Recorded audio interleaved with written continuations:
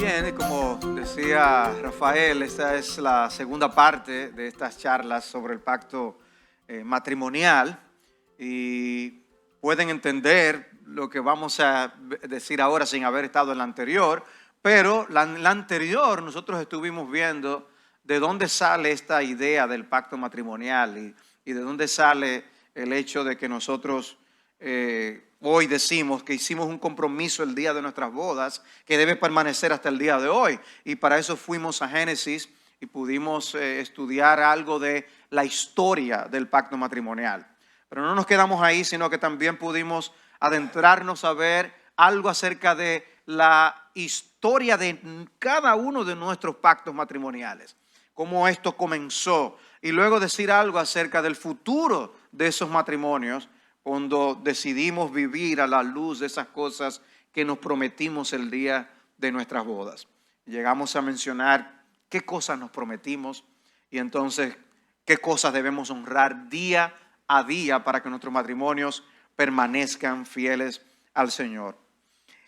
En la noche de hoy lo que yo quisiera es que nos enfocáramos en quiénes son los integrantes o participantes del pacto matrimonial. ¿Quiénes somos los que nos prometemos ese pacto? Los que hacemos esos votos matrimoniales el día de nuestra boda. Si Dios lo permite y todavía quedan con el deseo de ver la tercera parte y me invitan otra vez, entonces la idea es ver entonces quiénes son los testigos de ese pacto matrimonial y cómo esos testigos nos impulsan esa responsabilidad ante esos testigos de poder seguir siendo fieles a nuestro pacto matrimonial. Así que hoy veamos acerca de los integrantes del pacto matrimonial. Los padres de un amigo cumplían su aniversario número 62. Ya hace unos par de años creo que yo leí esa información del padre de mi amigo. Y él aprovechó, mi amigo, para contar algo del aniversario 50 que ellos tuvieron. Y le dijo a su papá que a la mamá le gustaría hacer alguna especie de renovación de votos. ¿Sería que acaso estaba viendo que había decaído en algo de lo que él estaba viviendo? El punto es que el papá, cuando escucha al hijo decirle esto, lo que le responde es: óyeme, yo le di a ella mi palabra hace 50 años. ¿No era eso suficiente? Y nos reímos, pero uno debe pensar, sí, debe ser suficiente. Debería ser suficiente. Decirlo esa vez con toda seriedad debía ser tan suficiente que permanezca hasta el día de hoy. Lo que pasa, y es como yo digo en diferentes temas de la vida, que desde la caída del hombre en el pecado, nosotros vivimos en medio de una crisis de confianza. Una crisis de confianza que se ha agudizado enormemente durante y después de la pandemia. ¿En quién creemos? ¿Qué aceptamos? ¿Qué es la verdad? Y todo el mundo cree decir que es la verdad y ya la confianza se ha erosionado de muchas personas. Muchas gracias. La confianza de muchas personas se ha erosionado. ¿En quién creemos? Y eso ha afectado hasta los matrimonios. ¿Puede la esposa creer en el esposo y viceversa? Lo que se prometieron tan bonito el día de las bodas. ¿Es eso así? Nosotros confiamos en un Dios que nos ha amado y nos ha prometido amor eterno. O sea, si hay algo que nos da paz en nuestra vida cristiana, es saber que Dios no es un Dios temperamental, de cómo amanece ese día así nos trata. No, nosotros estamos seguros que Dios nos amó y nos amará. Nosotros no nos queda la menor duda de que Él va a cumplir su palabra. Él es fiel. Y a nosotros nos toca aprender algo de esa fidelidad de Dios para nosotros vivirla y practicarla en nuestros matrimonios. ¿Puedes tú confiar que tu cónyuge cumplirá la promesa que te ha hecho a ti? Porque eso es algo que da paz. Es algo que da seguridad, porque muchos viven en inseguridades acerca de si realmente él o ella son lo que dicen ser. Así que yo quisiera reforzar un poquito, a la luz de esto, el concepto de pacto que hay en las Escrituras. No quiero meterme tan de lleno, tan de hondo, pero no quisiera dejar de reforzar el punto, el tema del concepto bíblico de pacto matrimonial. Porque es hoy en día que nosotros tenemos que hacer tantos amarres para asegurar las cosas. Y hay que firmar contratos y amarrar a la gente con cosas para saber que no nos van a engañar. Pero anteriormente no era tan así. La palabra de la gente contaba, valía. Y había un concepto de pacto, de que lo que yo prometía, eso cumplía. En el libro de Malaquías, en el capítulo 2, versículo 10, hay un pasaje interesante, y yo les pido que presten atención. Dice: ¿no tenemos todos un mismo Padre? ¿No nos ha creado un mismo Dios? Eso es Malaquías 2:10. ¿Por qué nos portamos deslealmente unos contra otros? Y vean la palabra lealtad. Nos portamos deslealmente, profanando el pacto de nuestros padres. Deslealmente ha obrado Judá, y una abominación se ha cometido en Israel y en Judá, pues Judá ha profanado el santuario del Señor, que él ama, y se ha casado con la hija de un Dios extraño. Ver en el término infidelidad desde un punto de vista espiritual. Dice: que el Señor extermine de las tiendas de Jacob al hombre que hace esto, sea testigo o defensor, aunque presente una ofrenda al Señor de los ejércitos.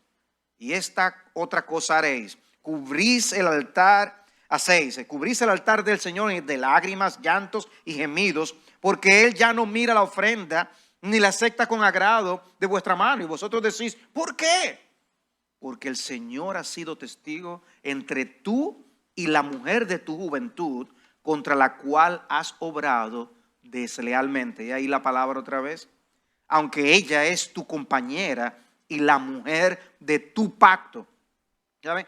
La esposa es descrita como la mujer del pacto. Y cuando hay una violación de ese pacto, dice: ha habido deslealtad. No ha habido fidelidad, no hemos sido fieles a lo que prometimos. Dice: pero ninguno que tenga un remanente del Espíritu lo ha hecho así. ¿Y qué hizo este mientras buscaba una descendencia de parte de Dios? Prestad pues atención a vuestro espíritu. No seas desleal con la mujer de tu juventud, porque yo detesto el divorcio, dice el Señor, Dios de Israel. Y al que cubre de iniquidad su vestidura, dice el Señor de los ejércitos. Prestad atención pues a vuestro espíritu y no seáis desleales. La lealtad, el principio de lealtad es básico para honrar el pacto matrimonial. La fidelidad y la lealtad son imprescindibles si nosotros vamos a seguir siendo fieles a Dios en cuanto a nuestros matrimonios. Y hay una acusación muy fuerte en el pasaje: el pueblo ha sido infiel. Dios no. Dios promete y Dios cumple. Pero ¿qué espera Dios de su pueblo? Fidelidad. Y nos quedamos cortos, tristemente, y por eso confronta al pueblo de esa manera y les habla de lo que ellos mismos están haciendo en sus matrimonios. Yo abomino el divorcio. Ni consideren esa opción. Y sean fieles hasta que la muerte nos separe. El compromiso que Dios hace con su pueblo, Dios lo hace en términos del concepto de pacto. Y por eso podemos aprender de nuestro pacto, aprendiendo del pacto de Dios. Él dijo: yo seré su Dios y ellos serán mi pueblo. Es como cuando uno se casa: tú serás mi mujer y tú serás mi marido. Y hay una unión.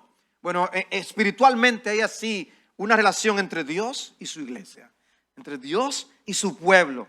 Yo seré su Dios, ellos serán mi pueblo. Y el Señor está comprometido con su pueblo para siempre. Y Él ha prometido nunca dejarnos, nunca desampararnos. Díganme si eso no les da paz a ustedes en el corazón. Y lo mismo es así en el matrimonio.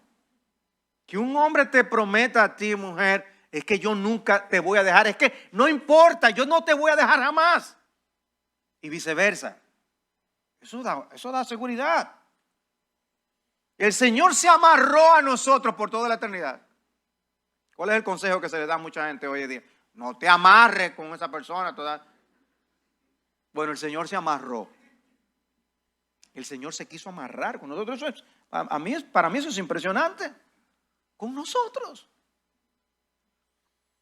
Y el Señor sabe qué tan importante es que nosotros sepamos que Él está tan comprometido. Porque Él puede estar comprometido y no decirnos. Él puede no habernos dicho, despreocúpense que yo voy a estar al lado de ustedes siempre. Él pudo no haberlo dicho y estar con nosotros siempre como quiera. No, pero Él lo dice para que lo sepamos y para que disfrutemos esa verdad. Y yo me imagino que todos nosotros también queremos a nuestra pareja expresar ese mismo tipo de compromiso. El punto es que en la historia de la redención vemos a Dios haciendo pacto con el hombre y lo vemos en la Biblia haciéndolo con Noé, haciéndolo con Abraham, con el pueblo de Israel, con David y luego con el pueblo del nuevo pacto. Pero Dios da a conocer que ese es el tipo de relación que Él mantiene con ellos. Y si no fuera porque nosotros servimos a un Dios fiel, nosotros no tendríamos esperanza. Nuestra esperanza es que Él va a cumplir lo que Él ha prometido. Dice Deuteronomio 7:9, el Dios fiel que guarda su pacto y su misericordia hasta 1000 generaciones con aquellos que le aman y guardan sus mandamientos. El Salmo 89:34, no quebrantaré mi pacto ni cambiaré la palabra de mis labios. Una vez he jurado por mi santidad y no mentiré a David. Confía en mí. Yo no te voy a defraudar, dice el Señor. O como dice Números 23:19, Dios no es hombre para que mienta, ni hijo de hombre para que se arrepienta. Lo ha dicho y no lo hará, ha hablado y no lo cumplirá. ¡Qué seguridad! Y luego un pasaje que son de mis favoritos en Hebreos capítulo 6. Dice que Dios dio una promesa a Abraham y confirmó esa promesa con un juramento. Y luego dice, de la misma manera, deseando mostrar más plenamente a los herederos de la promesa, nosotros, la inmutabilidad de su propósito, que no va a cambiar los planes que tiene con nosotros, interpuso su juramento. Para que por dos cosas inmutables, o sea que no cambian, en las cuales es imposible que Dios mienta, seamos grandemente animados los que hemos huido para refugiarnos, echando mano de la esperanza puesta delante de nosotros, la cual tenemos como un ancla del alma, una esperanza segura y firme y que penetra hasta el velo, hablando del tabernáculo celestial. Dice, ¿para qué Dios tiene que jurar? ¿Para qué Dios tiene que jurar? Una vez Él dice algo y Él es digno de ser creído. Él no tiene que repetirlo. Pero dice que Él lo jura. Yo juro por mi vida, dice Dios. Yo tengo que dejar de existir para que no se cumpla lo que yo prometo. Y lo hago para que nosotros seamos grandemente animados, dice el pasaje. Wow. Dios quiere animarnos. Nos dice, yo soy fiel y yo no te voy a defraudar. Y eso anima el corazón. Eso nos coloca como deudores de su gracia. Eternamente agradecidos debemos estar de que Él sea un Dios tan fiel como eso. Pero ahora, preguntémonos entonces, ¿qué modelo tenemos nosotros para cumplir nuestros votos matrimoniales? Esas palabras tan hermosas que nos dijimos el día de nuestra boda, sea que fue hace un año, hace 5, 20, 33, como en el caso nuestro ayer, 40, 50, 60, ¿siguen siendo vigentes? ¿Siguen siendo reales en sus matrimonios? Porque el modelo es el de Dios. no el de cómo ahora está la sociedad. Si nosotros empezamos a ver cómo están allá afuera, nosotros decimos, dejemos esto. Pero es que el modelo no es la sociedad, el modelo es el que Dios nos ha dejado en su palabra. Y imitar es su fidelidad. Y la palabra de los cónyuges debe ser tan firme que el otro pueda descansar seguro en los términos de ese compromiso solemne. Es que yo sé que ella no me va a hacer eso. Es que yo sé que él no me va a hacer eso. Él me prometió tal cosa. Ahora, ¿pueden ustedes visualizar el tipo de erosión de confianza que ocurre si tú eres alguien que no cumples tu palabra? Y lo haces como si eso no fuera nada. Obviamente, yo sé que hay asuntos que son muchas veces muy triviales, pero pequeñas arenillas pueden tapar un conducto. Tú honras tu palabra de tal manera que tu esposa puede decir, es que yo sé que él me dijo que tal cosa, él no me va a engañar a mí. O es que yo sé que tal. ¿Ven el punto? Y aún, como vimos la vez anterior, ustedes hayan tenido un pasado problemático en vuestra historia de su pacto matrimonial, recuerden que nosotros estamos cultivando para el futuro de ese matrimonio. Y que no importa cuál haya sido el pasado, de ahora en adelante nos comprometemos a cumplir con nuestros votos matrimoniales. Y si tú no has sido un hombre de palabra, una mujer de palabra, entonces hoy es un buen día para tú decir, mi amor, mira, perdóname porque yo he sido un sinvergüenza cumpliendo mi palabra. Y yo te digo la cosa y yo hago otra cosa. O digo que voy a hacer y no lo hago. Yo soy un sinvergüenza.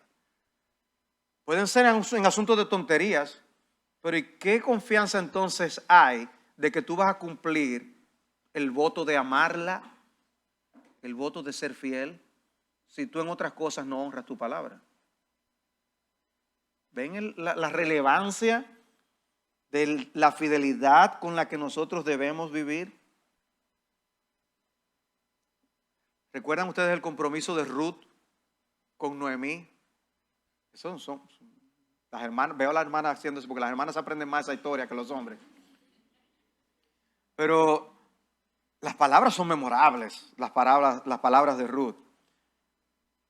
Noemí quería despedirla. Mira, olvídate, yo no te voy a tener más hijos para ti. Y le dice, tu pueblo será mi pueblo y tu Dios mi Dios. ¿No les recuerdan las palabras que Dios le había dicho al pueblo de Israel? Yo me he comprometido contigo y con tu Dios. Noemí, no me votes. Yo me quedo contigo. Ese es el tipo de compromiso.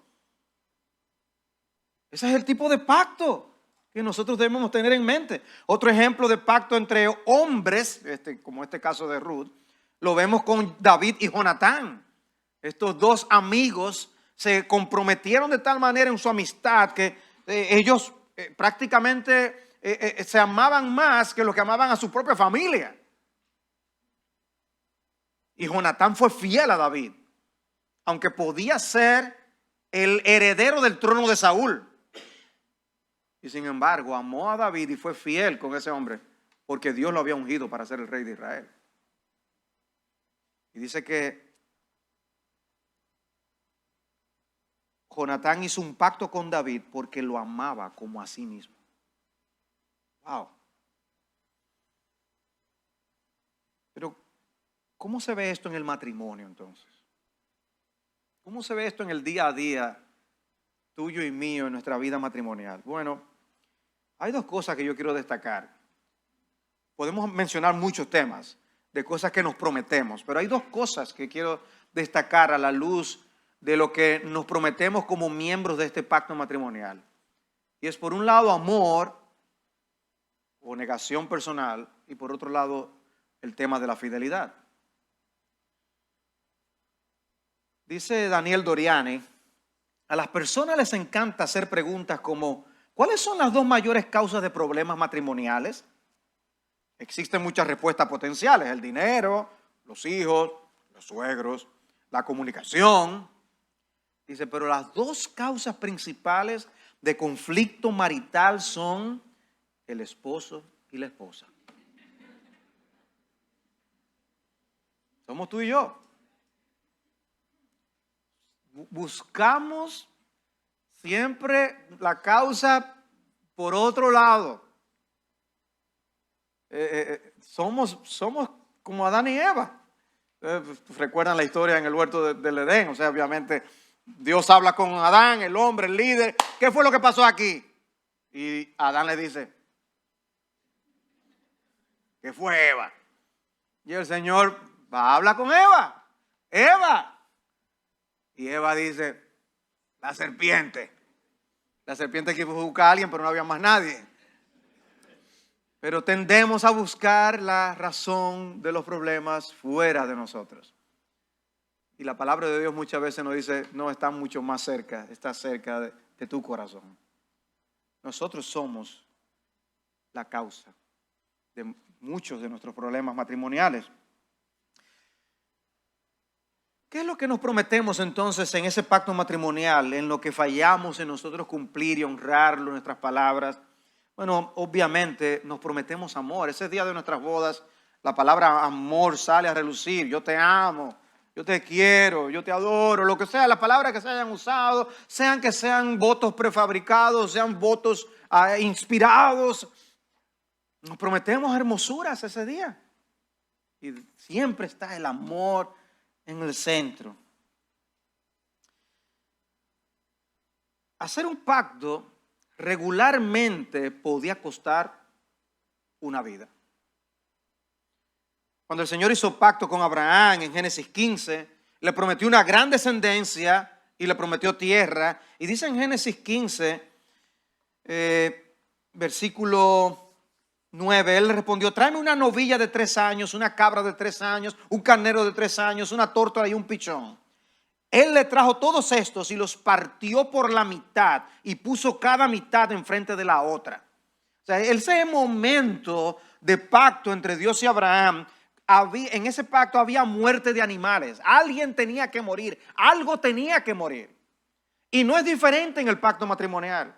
Algo tiene que morir cuando nos prometemos vivir para el otro. Y somos nosotros mismos los que morimos. Para poder servir al otro, amar al otro como Dios nos llama, algo de nosotros tiene que morir. Dice, y aconteció que cuando el sol ya se había puesto, allí en Génesis 15, hubo densas tinieblas, y aquí apareció un horno humeante y una antorcha de fuego que pasó por entre las mitades de los animales. Dios haciendo el pacto, sellando el pacto con su presencia, paseándose en medio de sus animales. ¿Podemos imaginarnos eso figurativamente ocurriendo el día de nuestras bodas? Dios paseándose entre los dos, sellando ese pacto con fuego. En el caso del nuevo pacto, el precio fue la sangre del Cordero de Dios. El Hijo de Dios dio su vida para que nosotros pudiéramos ser miembros del nuevo pacto. ¿Ven?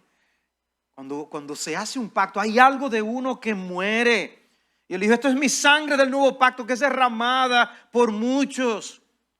Cuando hacemos el pacto matrimonial, estamos sacrificándonos a nosotros mismos, estamos muriendo a nosotros mismos para dedicarnos a otro. Ya no es mi vida, mis problemas, mis asuntos, mis placeres. No, ya ahora es para siempre, para el resto de mi vida, la vida de otra persona más. Un cambio dramático. Dice un autor, ¿cuán rápido terminarían las sesiones de consejería si los cónyuges compitieran para ver quién practica más la autonegación? No, yo lo hago, no, yo lo hago, no, yo lo hago. Y todos teníamos ese momento cuando dice, ay, yo quiero agua y yo acabo de subir. ¿Quién busca el agua? Entonces, eso es un ejemplo muy trivial, ¿verdad? un vaso de agua, señores. Otro dirá, yo por eso compré una neverita y la tengo arriba. Pero habrá otras cosas en las que tú también tienes que sacrificarte, ¿verdad que sí? Cada quien. Debemos morir y morir cada día. No tenemos que ser detectives profesionales para detectar que detrás de casi todos los problemas matrimoniales está el egoísmo. Casi detrás de todos los problemas. En su libro El marido integral, de Lou Priolo, él dice, como escribió el prolífico autor puritano Richard Baxter, el egoísmo es el pecado radical y positivo del alma que abarca en forma de semilla y causalmente todos los demás pecados. Esto significa que nuestro más grande pecado de comisión, del cual los demás pecados fluyen, es el egoísmo. Hablando de manera práctica, es el egoísmo en nuestros corazones el que genera todos los demás pecados. El yo nos afecta, jalamos para nuestro lado.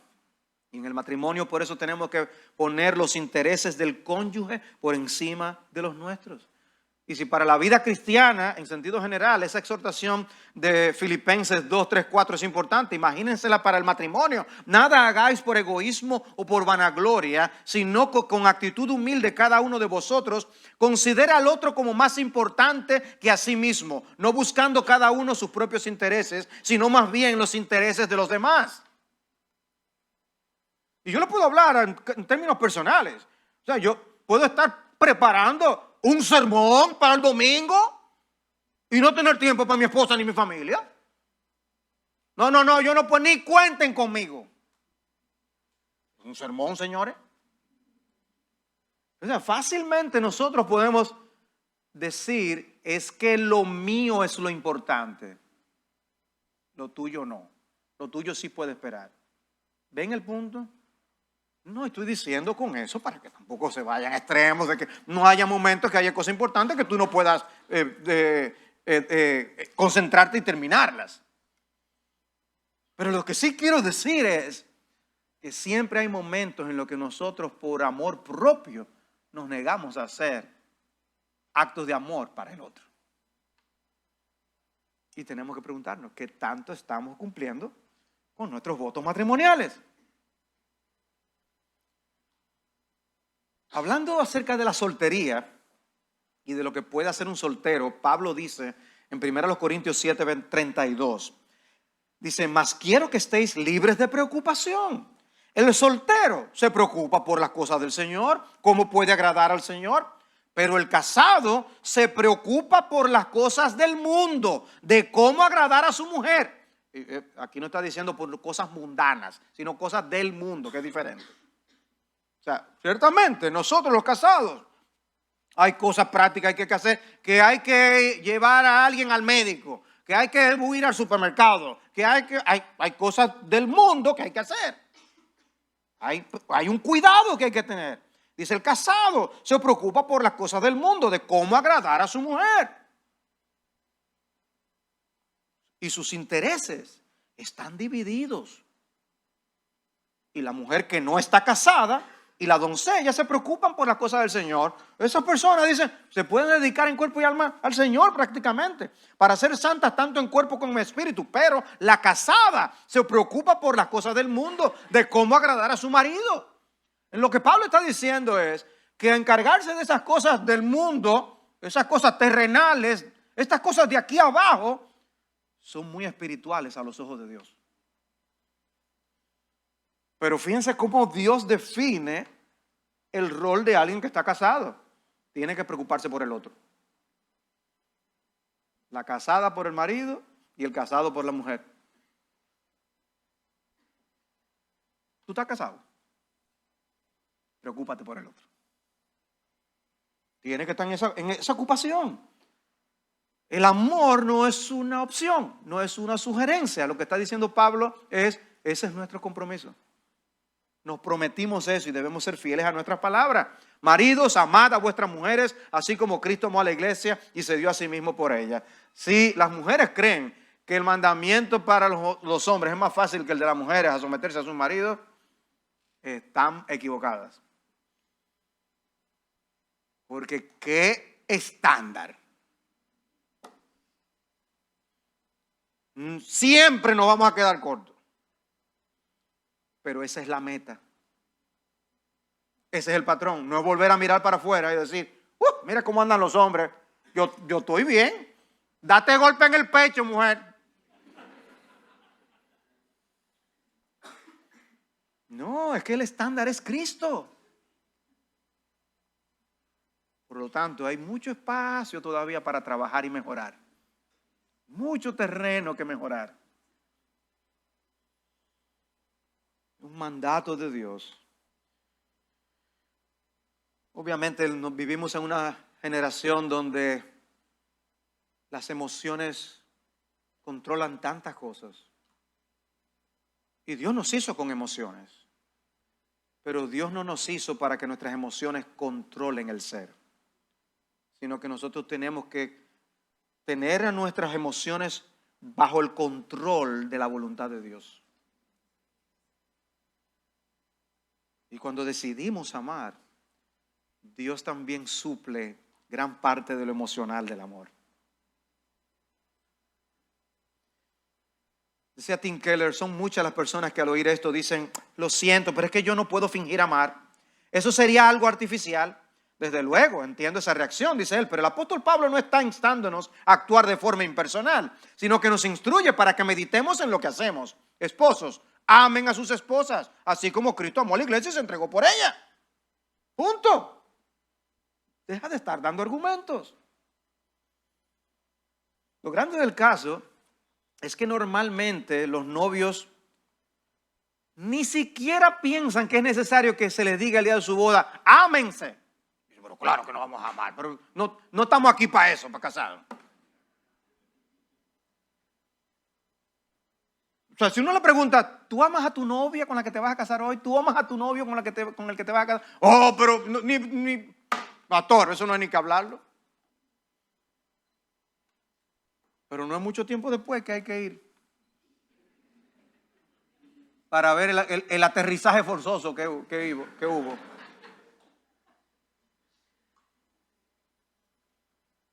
Por eso es que Dios nos manda a amar.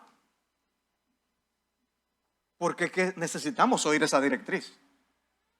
Y amarnos con intensidad y con profundidad. Dice Keller una vez más, no perdamos el tiempo planteándonos si amamos a nuestro prójimo. Actuemos de inmediato como si en verdad fuera así. O sea, no te quedes y que esta noche ahora tú te vas para tu casa a contemplar. ¿La amo o no la amo? No.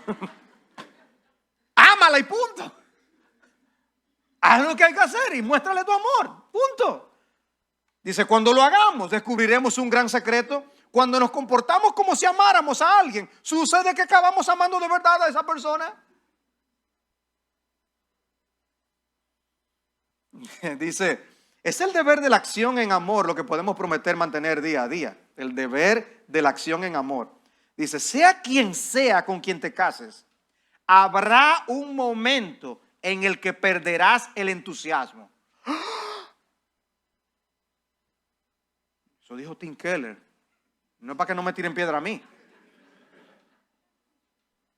Pero dice, cada vez que hacemos un bien a alguien, aunque sea tan solo por elemental solidaridad humana, teniendo en cuenta que es un ser hecho a la imagen y semejanza de Dios, al igual que lo somos nosotros, deseando su fidelidad en igual medida que la nuestra, habremos aprendido a amar a esa persona un poco más o a que nos desagrade un poco menos. No todos los matrimonios se encuentran en el mismo estado saludable. Y si quizás tú no estás viviendo en el pináculo de vuestra vida matrimonial, somos realistas, ¿verdad? Eso no quiere decir que tú no puedas hacer todo lo que debas hacer para que el problema sea cada día menor en tu matrimonio. En otras palabras, decide amar, decide a seguir amando, deja todas las excusas que te impidan hacerlo, porque tú prometiste el día de tu boda que lo ibas a amar a él o la ibas a amar a ella hasta que la muerte los separara. Honra tu palabra. Pero no solamente nos prometimos amor, nos prometimos también fidelidad. Prometo serte fiel hasta que la muerte nos separe. ¿Qué implica eso? Bueno, vimos algo acerca de la fidelidad de Dios, cómo Dios honra su palabra. Eso es parte del asunto, es poder ser alguien digno de confianza. Es alguien que inspira confianza. Hay una canción que se llama Corazón Fiel, Faithful Heart, de Beth Nielsen Chapman. Dice así, más o menos: un corazón fiel, ¿qué más puede pedir una vida? Una mano a la que aferrarme durante el camino de la vida. Comparte conmigo este voto y para siempre nuestras almas estarán entrelazadas. Doy este amor, vivo este amor, no hay mayor gozo para mí. Las tormentas vendrán, pero nunca nos separaremos, porque cada uno de nosotros da el legado de un corazón fiel. Como la fidelidad es lo que va a mantener ese barco en medio de todas las tormentas. Pregunta: para que dos personas vivan juntas, ¿tienen que estar casadas? No. Dos hermanas o dos amigas pueden decidir vivir juntas. Incluso hay personas del sexo opuesto que deciden convivir. ¿Se pueden llevar bien? Sí.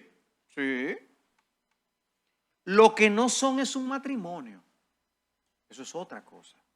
Porque es Dios quien define el matrimonio, no la sociedad.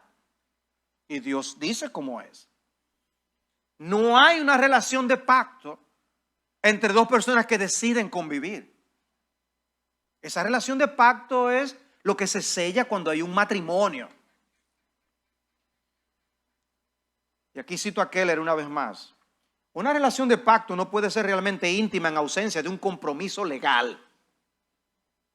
Hacer votos de amor y fidelidad a otra persona en público es en sí un extraordinario acto de amor. O sea, cuando dos personas públicamente se casan y dicen: yo prometo amar a esa persona hasta que la muerte nos separe, hay un compromiso que es atado legalmente, que tiene una relevancia, una gran importancia. La persona que dice te amo, pero la persona que dice te amo, pero no tenemos por qué casarnos, en realidad está diciendo: no te quiero lo suficiente como para renunciar a mi libertad por ti. Te quiero, pero por un tiempo para usarte, pero ya. La voluntad de contraer un compromiso formal, lejos de apagar el amor, lo fomenta y hasta lo aumenta. Dice: no necesitamos un papel, un pedazo de papel.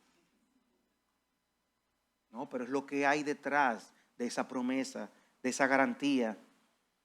Una promesa de matrimonio es prueba fehaciente de que el amor que se profesa es firme en su intención y un acto radical de entrega de uno mismo. Sí, es cierto que muchas personas se casan y se divorcian y no honran sus promesas, las palabras que se han dicho en una a la otra. Pero nosotros como hijos de Dios tenemos que ser fieles imitando a Dios y permanecer comprometidos con eso que yo le dije a esa persona. Es como yo le digo a veces a las personas, a los matrimonios: óyeme bien, fulano de tal. Tú la sacaste a ella de su casa y no fue para que esté pasando ahora por lo que ella está pasando. Tú le prometiste villas y castillas para ahora tenerla como tú la tienes. No puede ser, tienes que honrar tus promesas. Cuando dos personas se aman verdaderamente y no están usándose solo para tener sexo, para medrar socialmente o para su realización personal, nunca van a querer que la situación cambie. Lo que se desea es la seguridad del voto de compromiso, estando por ello más que dispuestos a pronunciarlo de una forma pública. ¿Y cómo se sostiene una pareja en la que no existe ese pacto matrimonial? Bueno, se sostiene mientras cada uno sienta y perciba que el otro le necesita. Y por eso hay que tratar de mantener amarrada a la persona. Pero hay una inseguridad continua, porque en cualquier momento esa persona puede decidir irse. Tienen que mantener un nivel de atracción y una química que haga que valga la pena, porque de no ser así, ahí mismo termina el asunto. Una relación de consumo. Y cada quien compite para tratar de hacer que el otro sea necesario y no me dejen. Pero cuando hay un vínculo como el de un pacto matrimonial, pueden venir los vientos, las tormentas y las batallas. Y la relación permanecerá firme porque está segura y anclada en la fidelidad de las palabras que se comprometieron el día de la boda.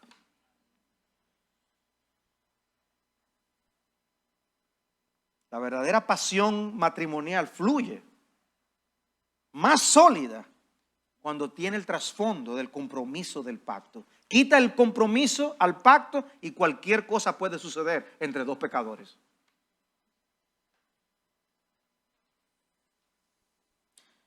Dice Keller una vez más, estoy citando mucho a Keller, las personas sacan de los libros la idea de que si te has casado con la persona adecuada, el estar enamorado va a durar para siempre. En consecuencia, cuando descubren que no es así, piensan que eso demuestra que han cometido un error y que por tanto tienen derecho a un cambio. Pero sin darse cuenta de que tras efectuar ese cambio, la fuerte atracción que sienten en ese nuevo inicio volverá a desvanecerse tal como había ocurrido antes. Porque no hay nada que sella esa unión verdaderamente. Los esposos tienen que estar comprometidos a amar a sus esposas, buscando el bien de ellas, cuidándolas, sirviéndoles, sacrificándose por ellas. No solamente en cuanto a la provisión material.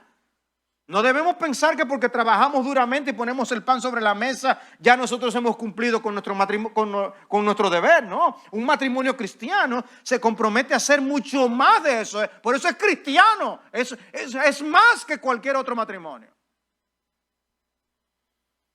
El cuidado del corazón del cónyuge es parte de la responsabilidad. Ver que nuestro cónyuge está andando cerca de Dios, no lejos de Dios. Eso es crucial. No es simplemente poner más provisión de ropa en el closet.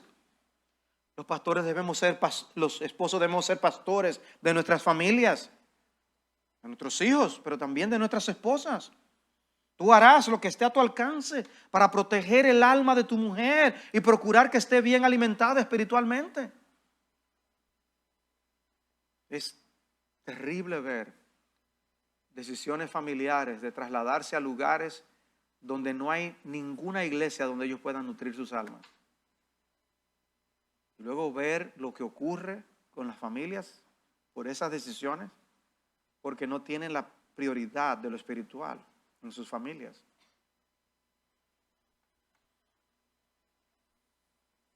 ¿Y qué si un matrimonio viene a los pies de Cristo después de años de casados? ¿Están exentos? Porque cuando se comprometieron y se prometieron tantas cosas, no eran creyentes de ninguna manera. De ninguna manera. Cuando llegue el evangelio, ellos lo que van a hacer ahora es conformarse al patrón bíblico y dejar de seguir el molde del mundo. Al llegar a Cristo, un esposo debe comprometerse y añadir al pacto que hicieron ese compromiso de yo quiero ser como Cristo. Y la mujer, tratar de ser como la iglesia se somete a Cristo.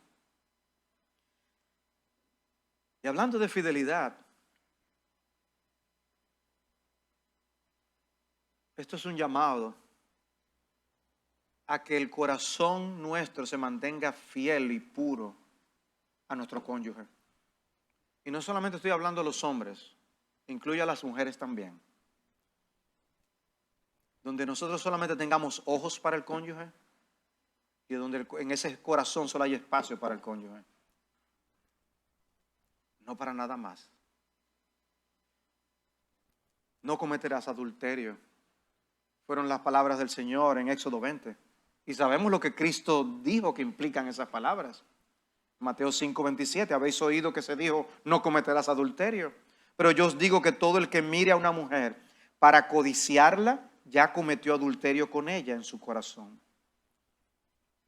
Y ser fieles implica cumplir la regla de oro de que tú vas a hacer con el otro lo que tú quieres que hagan contigo. esa promesa del día de la boda no debe ser erosionada por nada de lo que este mundo en sus filosofías, huecas filosofías, nos esté bombardeando en el día de hoy. Cuida como tu joya y tesoro tu matrimonio. El enemigo anda como un león rugiente buscando a quien devorar. Él va a querer engatusarte. Él tiene 1000 trampas. Trampas que se acomodan a tus deseos y pasiones para hacerte caer y para destruirte a ti, destruir tu familia, destruir tu matrimonio. Y prometo serte fiel en salud y enfermedad, en las buenas y en las malas, hasta que la muerte nos separe. Ese es tu compromiso. No es menos de ahí. Un esposo fue a visitar a un sabio consejero y le dijo que ya no quería a su esposa y que quería separarse. El sabio se puso a escucharlo, lo miró a los ojos y solo le dijo, ámala. Y se cayó. Pero es que ya yo no siento nada por ella. Ámala. Y le dijo, amar es una decisión, no un sentimiento. Amar es dedicación y entrega. Amar es un verbo y el fruto de esa acción es el amor. Es un ejercicio de jardinería. Arranque lo que hace daño, prepare el terreno, siembre, sea paciente, riegue y cuide. Esté preparado porque habrá plagas, sequías o excesos de lluvia, mas no por eso abandone su jardín. Ame a su pareja, es decir, acéptela, valórela, respétela, dele afecto y ternura, admírela y compréndala. Eso es todo, ámela. No sé cuánto duró esa sesión de consejería, pero parece que fue breve. Pero yo que en ocasiones me he puesto a sembrar ahí en mi patio cosas para cultivar y que tomate más bonito. Después llegan las plagas. Tenía yo que salir con un foco en la noche para cuando salían esas orugas, porque de día no salían. Y yo, mira, está aquí agarrada. Así es con nuestros matrimonios. Dice, es como un jardín. ¿Tú no has visto a esas personas que cuidan las matas y algunas hablan con ellas? Habla en tu mente para que no te vayan a decir que tú estás loco, pero la idea es, haz lo que sea necesario para cultivar el jardín de tu matrimonio. Hay que echar un abonito aquí, hay que buscar tierra negra por acá, hay que limpiar y podar. Hay que buscar cómo quitar todas estas plagas. Tienes que estar continuamente trabajando. ¿Qué es lo que yo le quiero decir con esto? Trabajemos en nuestro matrimonio. Queremos buen matrimonio, ¿verdad? Hay que fajarse. Hay que trabajar, hay que hacer cosas. Hay que determinar cosas. Hay palabras que decir. ¿Te gusta que te digan palabras bonitas y hermosas? Dila tú también. Quizás tú eres bueno escribiendo un mensajito aquí y allá, sea por WhatsApp, sea que se lo peguen en el espejo del baño. Hay 1000 maneras de cosas que se pueden hacer. Es decir, estuve pensando en ti y te mandé tal cosa. Una sorpresa. ¿A ti te gustan las sorpresas? Dale una sorpresa a él o a ella. Pero hoy no es mi cumpleaños, precisamente es una sorpresa. Un regalazo, un día que no hay nada. Porque me inspiró y salió de mí, ya, punto. ¿Por qué no? No solamente con Coca-Cola, que debe ser la chispa de la vida. Levantemos esa chispa de diversas maneras. Seamos ingeniosos. Figurémonos qué cosas podemos hacer para hacerlo interesante, ¿no? ¿No te gustaría a ti que lo hagan contigo? ¿Por qué tú no lo haces con el otro? Compitan para ver cuál de los dos es más ingenioso en ese sentido. Las esposas deben estar comprometidas a someterse a sus esposos, apoyando su liderazgo, cuidándolos, respetándolos. Había un matrimonio que tenía un perro al que habían estado llevando a una escuela de obediencia canina. Y el día del examen final se estaba acercando y para prepararse mejor, Eduardo y María se fueron a un campamento de fin de semana con su perro Horacio. Pero como comenzó a llover, María tuvo que meterse con el perro dentro de la casa de campaña, donde aprovechó para practicar las órdenes principales que el entrenador les había dado. Horacio, siéntate. Estate quieto. Horacio, ven aquí. Cuenta María lo que pasó al día siguiente. Mientras recogíamos para volver a casa, un hombre que había acampado a unos metros de nosotros vino a pedirnos prestada un hacha para cortar leña. Cuando Eduardo se la dio, el tipo me miró de arriba abajo. Sonrió a mi esposo y dijo: gracias, Horacio.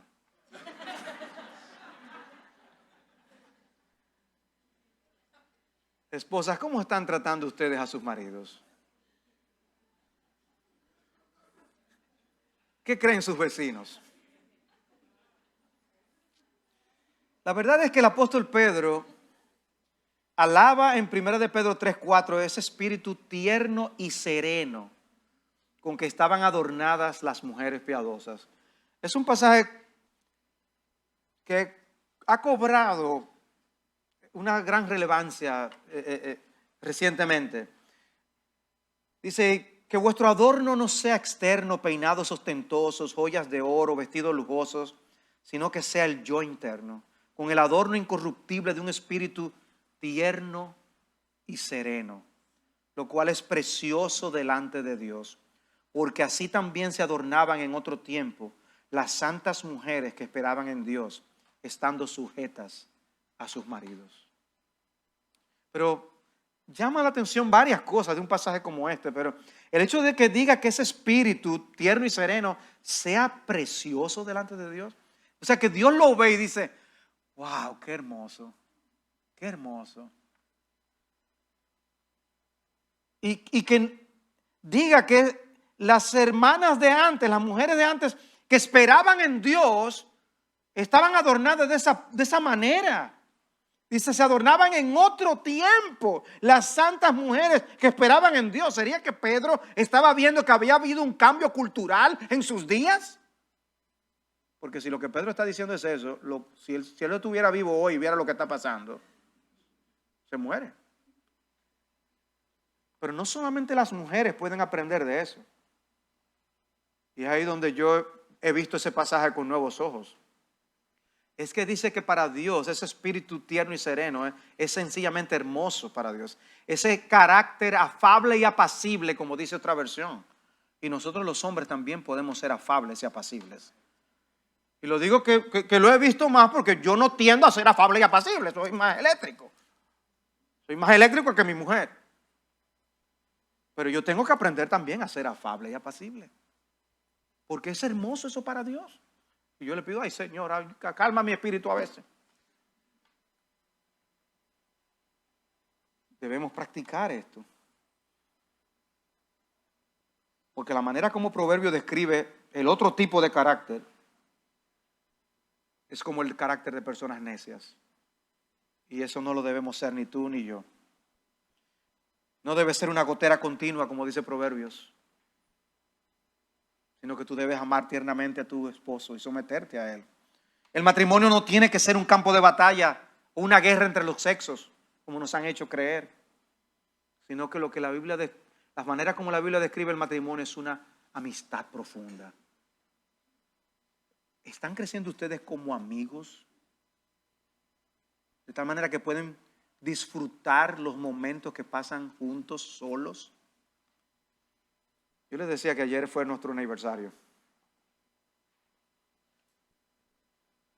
Y yo quería llevar a mi esposa a un buen restaurante. Cuando fuimos estaba lleno, no había ni dónde estacionarse. Yo dije: no. Nos fuimos.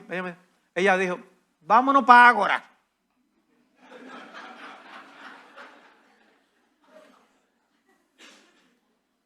Nos fuimos para Ágora. Cuando entramos al parqueo, una oscuridad tenebrosa. No había luz y se había dañado la planta. Nunca había visto eso en Ágora, pero nos estacionamos, nos desmontamos, subimos 2 pisos a la carrera eléctrica a pie.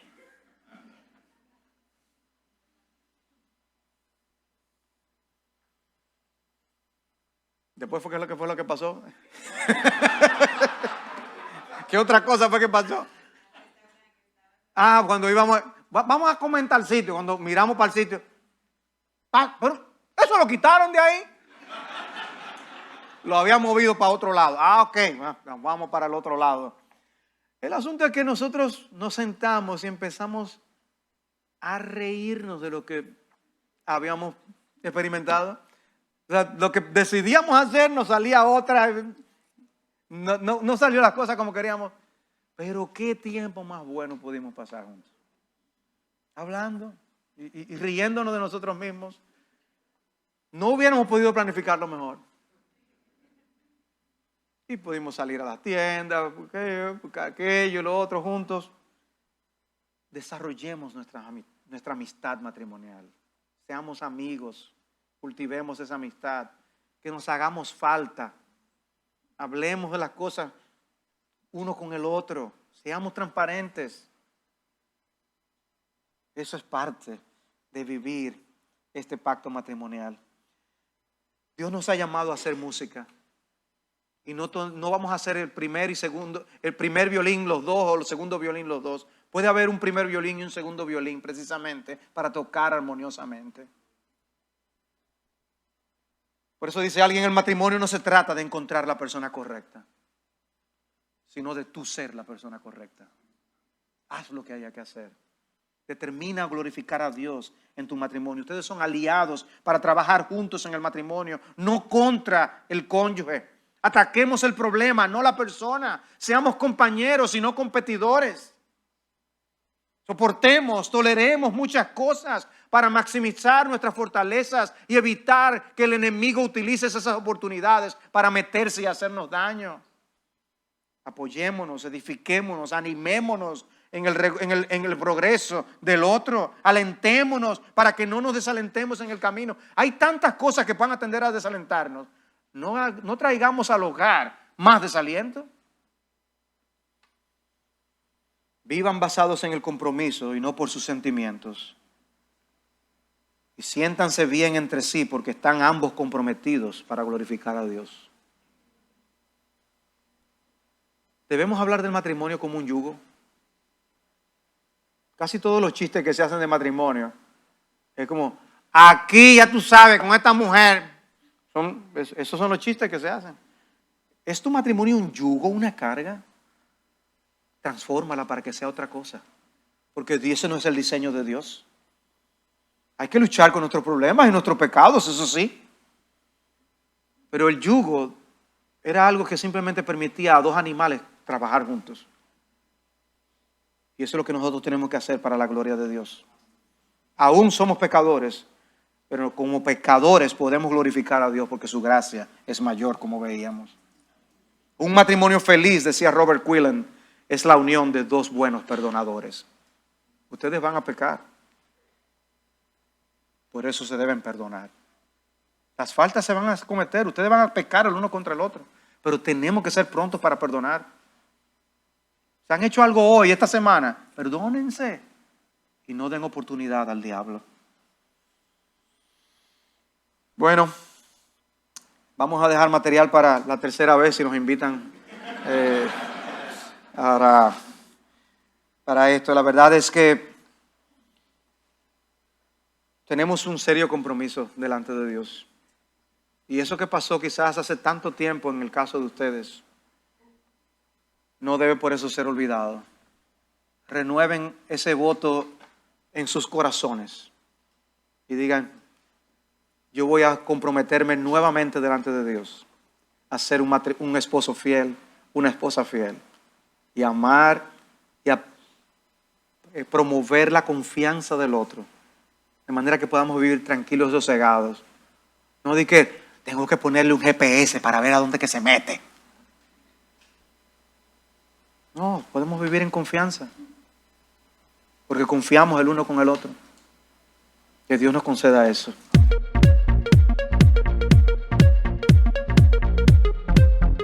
¿Qué pasa en una relación cuando ha llegado a un nivel de tóxico, vamos a decir, donde el ambiente entre la relación entre el matrimonio ha perdido el foco de Cristo, ha perdido el foco del pacto, del compromiso que hicieron, y ahora es una relación muy hostil. ¿Cómo se puede tratar con esa persona? Porque uno puede decir, bueno, tú hiciste un compromiso el día que te casaste, pero, o sea, ellos se sienten molestos unos con otros. ¿Cómo se puede lidiar con una situación como esa? Bueno, por un lado, nosotros tenemos el caso de lo que Cristo le dice a la iglesia en Éfeso, en Apocalipsis capítulo 2. Esta iglesia, dice Cristo, había perdido su primer amor.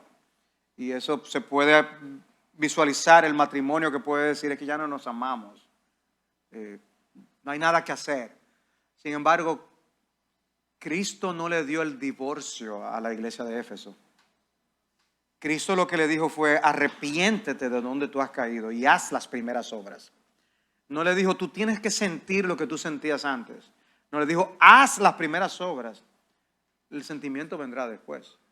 En otras palabras, cuando un matrimonio se encuentra en un momento de tensión, de animosidad, la idea no es ceder a lo que nuestras emociones nos dictan, sino nosotros obedecer la palabra de Cristo. Y Cristo nos manda a arrepentirnos de nuestros pecados. Y como yo les decía, el principal problema del matrimonio somos el esposo y la esposa. Y nosotros tenemos que reconocer que no estamos haciendo bien en medio del asunto. Es posible que nosotros veamos condiciones no favorables en medio de una circunstancia familiar. Mil cosas pueden ocurrir, pero yo no puedo permitir que las circunstancias sean lo que me obliguen, me dicten a mí lo que yo debo o no debo hacer. Yo tengo que cumplir con mi papel delante de Dios y delante de mi pareja como yo lo prometí. Porque nosotros dijimos en salud y enfermedad, en riqueza y en pobreza. No es solamente cuando estamos viento en popa, sino también cuando las cosas, estamos en medio de una tormenta y las cosas no son contrarias. Hacer lo que tenemos que hacer.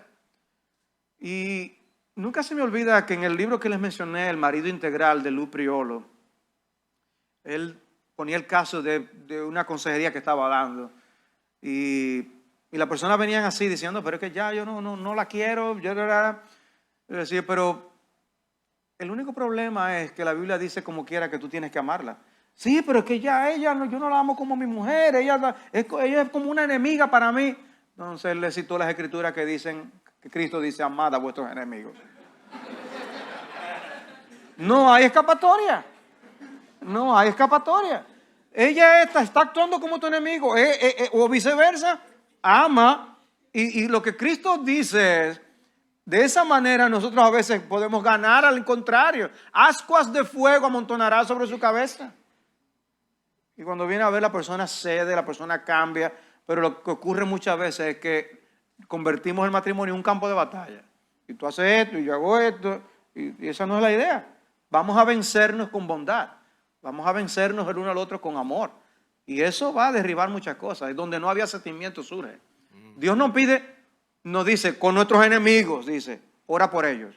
Ahora, tú te imaginas cerrando tus ojos, inclinándote, orándote por esa persona que te está desgraciando la vida.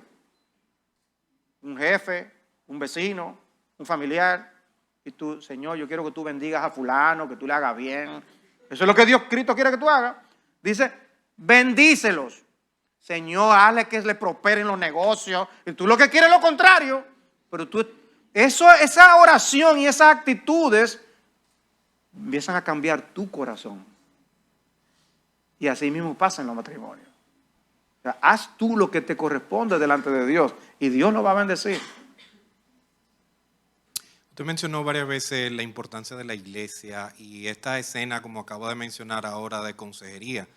¿En qué momento de dificultades nosotros vamos a buscar esa consejería y qué rol va a jugar, vamos a decir, la iglesia, los consejeros en este matrimonio y en este pacto matrimonial? Hay dos extremos en el que podemos caer. Actuar como si no necesitáramos nunca consejo, o ventilar todo lo que esté pasando en mi matrimonio. O quiero callarlo para que nadie se entere que tenemos un problema. Porque tú te imaginas que sepan que nosotros tenemos un problema. O sea, eso es una actitud. La otra es que lo decimos a medio mundo. La mujer está pasando por tal cosa y lo sabe media iglesia. Y ya nada más cuando entran, nada más lo miran a él así. No debe ser, son dos extremos que no deben ser. La realidad sí es que todos necesitamos ayuda, de una índole o de otra, de una forma o de otra. Todos, ninguno de nosotros aquí es perfecto ni completo, todos necesitamos en un momento dado ayuda, consejo, y en la multitud de consejeros hay sabiduría. Obviamente, ¿no? Tú no andas buscando, espero, apoyo en tu pecado. Tú andas buscando seria ayuda y consejería. Una persona que te puede decir las cosas como son. Porque si tú tienes una persona que te va a decir lo que tú te quieres oír siempre, tú no vas a crecer. Dios usa su palabra y la manera como usa su palabra es, ¿qué dice 2 Timoteo capítulo 3 versículo 16? Que la palabra de Dios ¿qué? Nos enseña, nos reprende, nos amonesta. Eso lo hace la palabra, nos instruye. Y si Dios hace eso, ¿cómo va a beneficiar si yo creo que yo estoy bien siempre? No, pero la palabra te va a decir cosas que no están tan bien, para que tú mejores, para que tú te arrepientas. Y esa palabra corrige por eso y reprende. Lo mismo con los consejeros. Entonces puede ser que tú busques a un amigo en tu iglesia. Como dice Pablo a los romanos, ustedes están preparados para amonestarse los unos a los otros. Bueno, una iglesia que tenga una membresía preparada para que los hermanos puedan ayudarse, amonestarse y aconsejarse, es una enorme bendición. Ahora, no todo el mundo puede aconsejar al mismo nivel. Hay cosas que pueden ir a otra persona que tenga más experiencia en la iglesia. No, yo no voy a ir donde el hermanito tal, que es mi amigo. Yo creo que debo ir ahora donde otra persona que tiene más experiencia en la vida cristiana, que ha vivido ciertas cosas. O puede ser que en última instancia yo creo que hay que hablar con un pastor. Y a veces hay casos tan complicados que aún nosotros los pastores tenemos que preguntar a otros que han tenido más experiencia en cómo manejar ciertos casos. Porque es verdad que hay cosas bien complicadas. Pero ven el punto, todos en algún momento vamos a necesitar conversar acerca de ciertas cosas. De alguna manera u otra. Y debemos estar abiertos a eso. No es ventilar todos nuestros problemas, pero tampoco decir que yo no necesito buscar ayuda. Y nosotros los hombres tendemos a hacer normalmente la parte que no quiere buscar consejo. Es a nosotros que nos pasa siempre que sabemos más que Waze. A todas las direcciones no lo sabemos todo. Waze, no, aquí está equivocado Waze. Y nadie en el camino estamos se la dando sabe vuelta tampoco. y vuelta después. Yo te lo dije que no. Pero No, y nadie en el camino se sabe la dirección mejor que nosotros. exacto. Tampoco. Entonces, nosotros como hombres tenemos que entender que también necesitamos buscar ayuda y consejo. Hermanos, todos necesitamos ser pastoreados, todos. No hay uno que no lo necesita. Pastor, aquí hay un caso que nos comentan de una pareja que está dedicada al ministerio, pero asumo que ambos están involucrados de alguna manera, pero están pasando por situaciones económicas difíciles y llevan un tiempo y no ven que eso mejora. Entonces pregunta, ¿es correcto para el bien económico, dice aquí, de la familia renunciar a su servicio en el ministerio? ¿Cómo podríamos trabajar con estos problemas cuando se presenta un problema económico, ¿verdad? Que causa esa tensión, digamos, en el matrimonio. No sé del todo del caso, es un caso muy general. Sí. Yo creo que puede haber grados de envergaduras de ese problema que pueda llevar a ciertas determinaciones. Hay algunas cosas que con ciertos consejos sencillos se resuelven. Porque simplemente se ignoran pasos o fórmulas para salir de ciertos tipos de problemas. Pero hay otros problemas que sí ponen en entredicho la confianza. Y entonces en ese sentido sí pudiera haber una recomendación. Tú debes concentrarte a solucionar este problema y no distraerte ni siquiera en el servicio de la iglesia, porque la iglesia no es la prioridad es la familia. Claro. Entonces Dios, el matrimonio, los hijos, y la iglesia no está en primer lugar. Entonces, en ese aspecto, yo soy pastor, pero mi prioridad está en mi casa, claro, en ese aspecto. Y yo podría poner en entredicho el ministerio y la palabra que predico si no tengo mi casa en orden. En ese sentido, a veces hay que tomar medidas mayores para ayudar a la persona a salir a flote, pero a veces no debe verse como una especie de disciplina eclesiástica. O sea, tienes que salir de todo lo que tú estás haciendo. A veces no es de esa envergadura. O sea, por eso habría que estudiar el caso para uno saber qué aconsejar. Claro. Aquí hay una pareja muy ocupada con crianza de los hijos, embarazo, estudios profesionales, me imagino que maestrías y cosas así. Están muy ocupados aparentemente en muchas cosas y se ven sometidos a muchos estrés. ¿Qué recomendación usted le puede dar para ellos en medio de ese mundo caótico cultivar su matrimonio? No todo el mundo es capaz de manejar las tensiones de la misma manera.